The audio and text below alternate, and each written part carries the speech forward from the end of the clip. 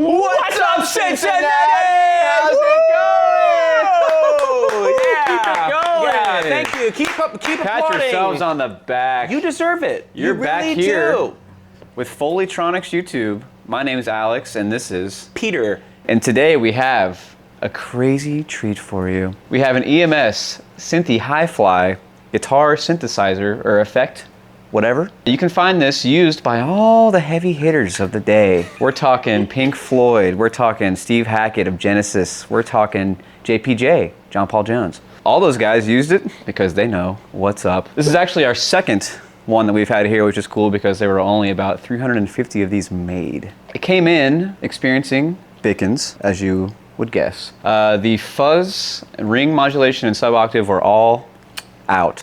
So, we had to fix that. Also, there were no slider caps. These are actually from old DBX units, but they kind of fit the vibe of the rest of the knob, so it seemed like a good replacement. We also replaced the sliders themselves because they were kind of stiff and they just didn't feel good. To do that, Peter designed an adapter board for the sliders because the new sliders, the newborn sliders that we used, the footprint, we couldn't find any that matched the footprint of the original sliders, so we had to improvise. Oh, we also recapped it. Cool.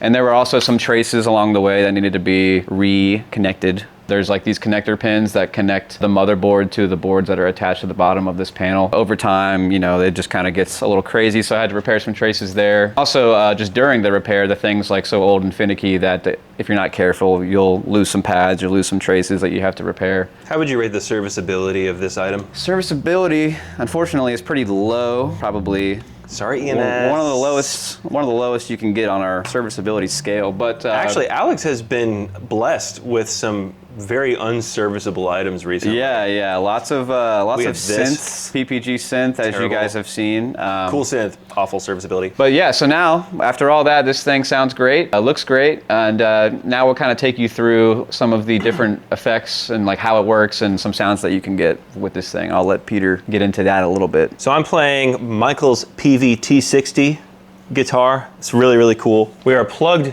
into the Hi-Fli, and that is plugged into Dan's deluxe reverb. Dan couldn't be here today. We miss you, Dan. So the Hi-Fli is not a true bypass device. So even with the mix all the way in the dry position, it's still going through the preamp of the Hi-Fli. But it sounds really good. This is what it sounds like.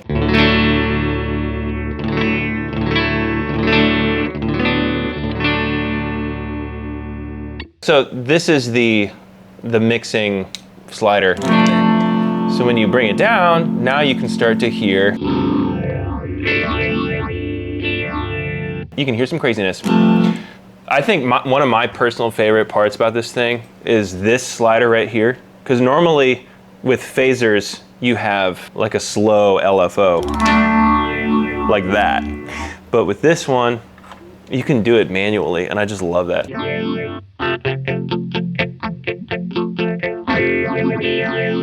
Very, very cool. But we figured we'd take you through each section. So the Synthi allows you to select different waveforms to affect this phaser. So, and then you also have this depth slider, so you can affect it more. You have speed.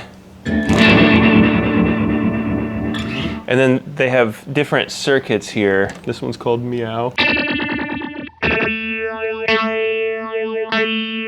I guess it kind of sounds like a meow. We have wah. We have wah. That sounds really cool. Phasing. Sorry, that's phasing 2. Here's phasing 1. And then this is vibrato, which is really unique.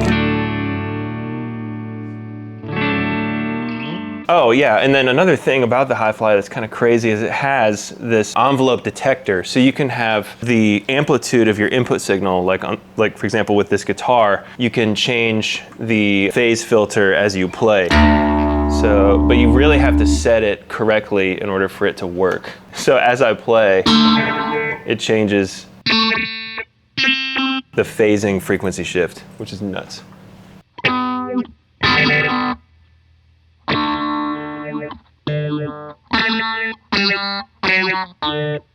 And also what's cool too, you see the left pedal and right pedal here.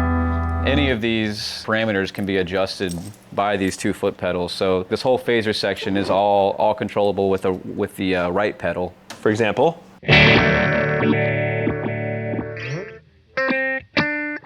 Oh yeah, this is still active, which is crazy. So if I go like this, yeah.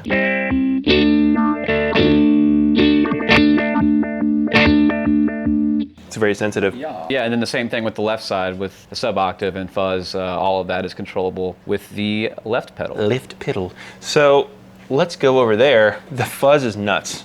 The fuzz is connected to this envelope generator and detector. So right now we have it set to kind of slow, and let's see if we can get it to do it correctly.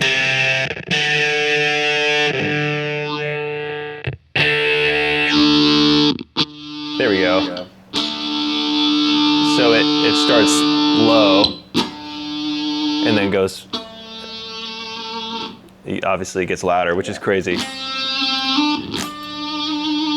So you might be so weirded out. Are you weirded out? I'm weirded out. There's a continuity issue. Continuity. This guitar doesn't look like the last guitar. The reason is because this envelope detector is really, really sensitive, and the PV, the output was just too hot. So when you hit a note, the decay sounded kind of funky. It actually sounded kind of cool, but we're trying to make it a little more streamlined for you guys. So we're going to show you the octave shift. So the octave shift is tied to this envelope. Oh, also we turned on our AMS. I'm going to turn it back down. The octave shift is tied to this envelope generator and detector. So when you hit a note, right now we have the fall time set to fast, so it'll go slowly, or no, quickly.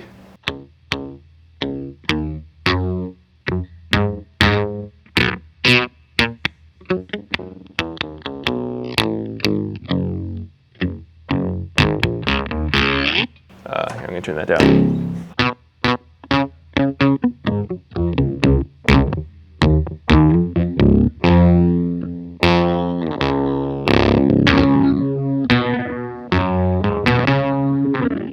And what's interesting about it is, like the guitar string is going to continue to decay, so that's why you really have to have the gain staging perfectly on this for this envelope detector to work properly. Thanks for coming to my TED Talk. And then the same thing with the fuzz, but it's just reversed. So the fuzz, turn this down a little bit. So with the fuzz, fast. No, it just sounds like a regular fuzz pedal. But as you turn this, it ramps up into the fuzz. And we got to have some AMS for that.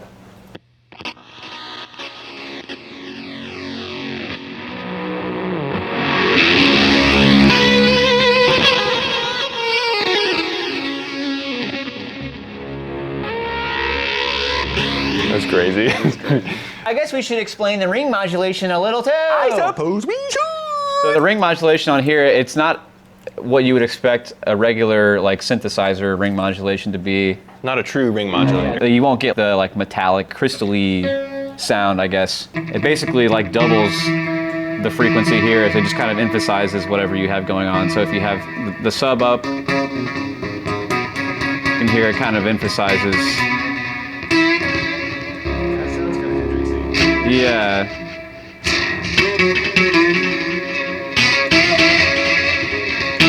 Still pretty cool. The buzz. Hello, buzz boy. So in case you didn't get enough fuzz from your fuzz. So here's no buzz. Here's yes buzz. And then you can do things like this.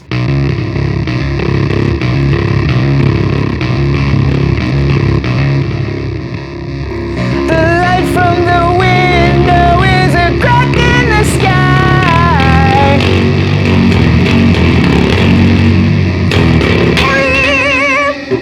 Get the pinch. He can't do the pinch harmonic. It's like... He's no Zach Wild, all right.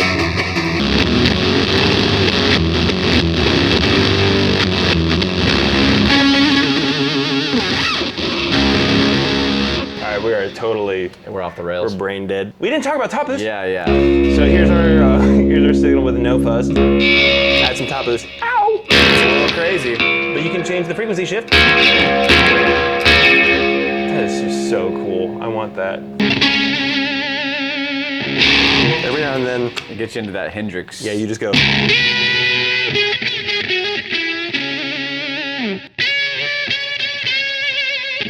I'd say, in conclusion, this thing kicks total ass. And if you can find one, you should get it. And also, if you find one, it most likely won't be all the way working, so you know where to send it. If you'd like to see a video of us not babbling and just this, check out our other video where our buddy Dan rips. But there will be none of this.